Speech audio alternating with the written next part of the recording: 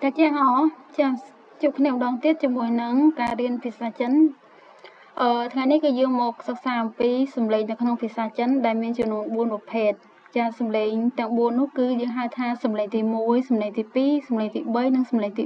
4ចាអញ្ចឹងចំពោះការបញ្ចេញសម្លេងនោះគឺវាមានប្រភេទខុសៗគ្នាទៅតាមប្រភេទនៃសម្លេងនីមួយៗអញ្ចឹងយើងមកសិក្សាទាំងអស់គ្នាតកតងជាមួយនឹងសម្លេងទី1គឺការបញ្ចេញសម្លេងរបស់វាគឺបង្អុរស្មើចាអញ្ចឹងនៅពេលដែលអ្នកទាំងអស់គ្នាប្រកបទៅឃើញសម្លេងបែបម៉េចគឺរក្សាសម្លេងហ្នឹងគឺនៅដដែលហើយសញ្ញារបស់វាគឺជាសញ្ញាគូសត្រង់ស្មើបែបហ្នឹងចានេះគឺជាឧទាហរណ៍ជាក់ស្ដែងនៅពេលដែលយើងមានព្យញ្ជនៈពជាមួយនឹងស្រៈអាយើងប្រកបចូលគ្នាយើងអានថាប៉ាអញ្ចឹងនៅពេលដែលវាជាសម្លេងទី1សម្លេងគឺដាក់នៅលើស្រៈយើងគឺយើងអានថាប៉ាចាគឺបែបហ្នឹងយើងចូលមកដល់សម្លេងទី2របៀបនៃការបញ្ចេញសម្លេងរបស់វាគឺបង្អុរឡើងលើហើយសញ្ញារបស់វាក៏ដូចគ្នាដែរគឺគូសពីក្រោមឡើងទៅលើដូចគ្នាអញ្ចឹងការបញ្ចេញសម្លេងគឺប៉ាប៉ាចា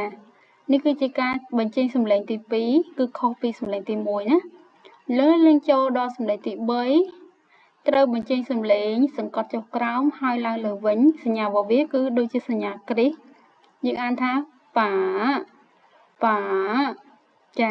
ចឹងនៅពេលដែលយើងអានគឺរៀងគេហៅថារៀងអោនមកចុះហើយឡើងលើវិញណាប៉ាសម្លេងទី4គឺជាសម្លេងសង្កត់ចុះក្រោមសញ្ញារបស់វាគឺគូសពីលើចុះក្រោមយើងអានថាប៉ាប៉ាចាអញ្ចឹងយើងមកម្ដងទៀតតកតងមួយសម្លេងទី1ប៉ាប៉ាប៉ាប៉ាចាអញ្ចឹងបងប្អូនគ្នាអាចស្ដាប់បានថាសម្លេងទាំង4ហ្នឹងគឺវាអត់ដូចគ្នាទេចាអញ្ចឹងនៅពេលដែលយើងអានគឺត្រូវតែប្រុងប្រយ័ត្នតទៅជាមួយសម្លេងចាដោយសារតែក្នុងភាសាចិននៅពេលដែលវាមានគេហៅថា ping in ដូចគ្នាប៉ុន្តែសម្លេងខុសគ្នាគឺធ្វើឲ្យអត្ថន័យនៃពាក្យហ្នឹងក៏ខុសគ្នាដែរអញ្ចឹងពេលដែលយើងរៀនភាសាចិនគឺយើងត្រូវតែរៀនបញ្ចេញសម្លេងឲ្យបានត្រឹមត្រូវទៅតាមសម្លេងនៃពាក្យនីមួយៗចាអញ្ចឹងបើសិនបើបងប្អូនទាំងគ្នាមានចម្ងល់គឺអាចសួរនៅក្នុង comment នៅវីដេអូខាងក្រោមបានតកតងជាមួយនឹងមេរៀនសម្លេងនេះណាចាអញ្ចឹងអ្នកគ្រូថ្ងៃនេះមានតែប៉ុណ្្នឹងទេអរគុណច្រើន谢谢大家再见